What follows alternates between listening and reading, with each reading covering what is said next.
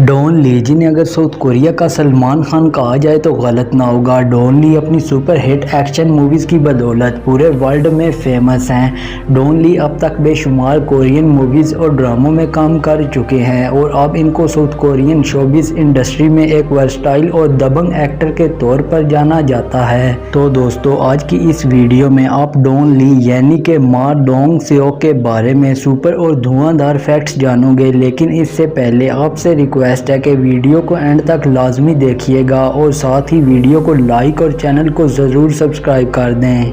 Fact number 1 दोस्तों, don का असल नाम मा डोंग सेओक है, लेकिन ये अपने स्टेज नेम डॉन ली से दुनिया भर में जाने जाते हैं। डॉन ली 1 मार्च 1971 को साउथ कोरिया में पैदा हुए थे, लेकिन 19 साल की एज में ये अमेरिका चले गए और वहाँ जाकर ये यूएसए के सिटीज़न बन गए थे। फैक्ट नंबर 2, डॉन ली ने अपना डेब्यू 2004 में बनी film legend of the wind से किया था। इसके बाद इन्होंने मुतअद्दिद फिल्मों में सपोर्टिंग रोल किया, जबकि ली को पहला लीडिंग रोल 2013 की फिल्म नोरिगे में मिला था और फिर 2014 में इन्होंने 2 और सुपर हिट मूवीज़ पेश की, जिनमें मर्डरर और 1 ऑन 1 मूवी थी। लेकिन दोस्तों, इन्होंने box office film Train to Busan में अपनी ज़बरदस्त परफॉर्मेंस से बैनुल-अक़वामी शोहरत हासिल की।